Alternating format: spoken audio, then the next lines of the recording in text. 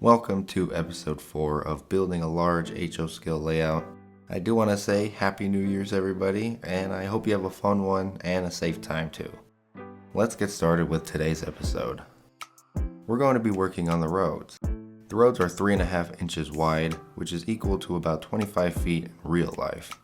The width and size will look similar to this. For now, this will be the one road on the layout. To make the road, I'll be using this pop dot tape that I got at the Dollar Tree.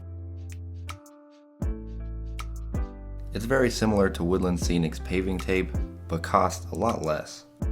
For the actual roads, I'll be using all-purpose joint compound. You could always use Smooth It if you would want, but I'll be using this instead. The first step of the process will be to rough up the foam with a wire brush, just so the compound will stick a little bit more better.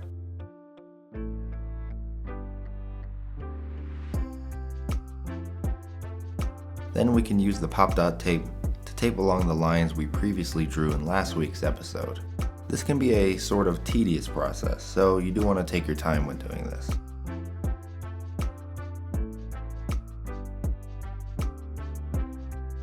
Going around the corner isn't all that bad, but the thinner tape works a little bit easier than the wider tape.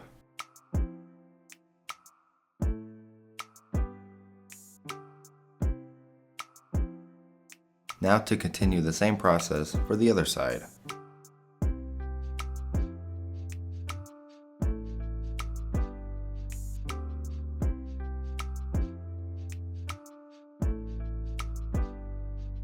Once done, we make sure everything is measured correctly. Now we can slap down some joint compound in between the tape that we laid down. Try not to put too much like I did, it can be a pretty messy process. One thing I forgot to do was tape off the end of the road so the compound doesn't fall off the edge so easily. All I do is place some tape on the side and make sure it's the same height as the regular tape on the actual foam.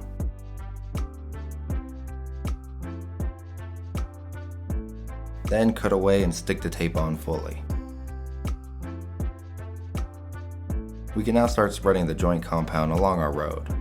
When doing this, try your best to smooth it out, because whatever excess is left will just be more sanding in the future.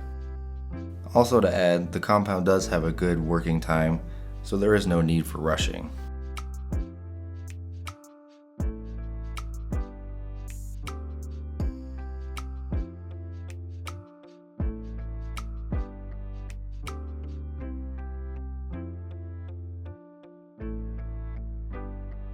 Here it is almost all the way complete, but I still need to do a little bit more cleaning at this point.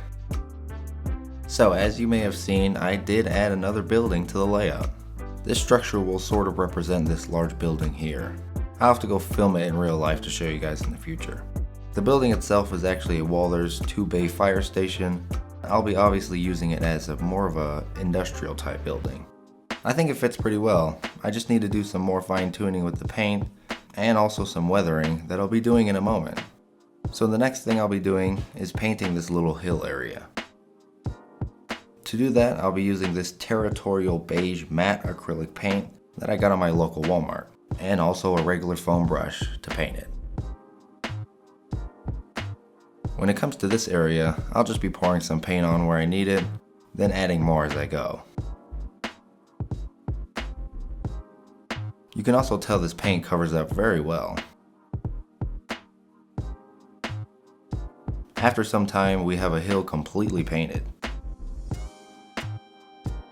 I won't be adding any dirt or grass at this point yet, but if you so choose to do so, now is a good time while it's wet.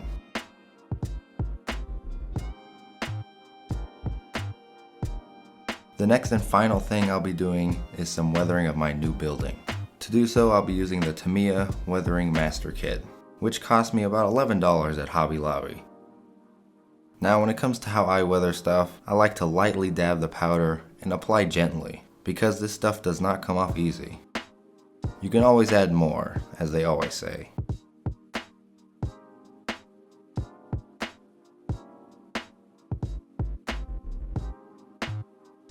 Here I apply the dark powder to the painted area because it's a little bit more brighter than I want it to be. I then started working on the rooftop. Here's the before and the almost done after.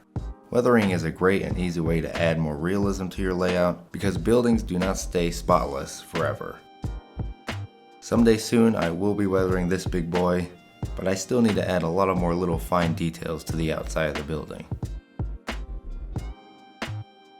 Alright, well that's pretty much going to wrap up episode 4 of building a large BNSF layout.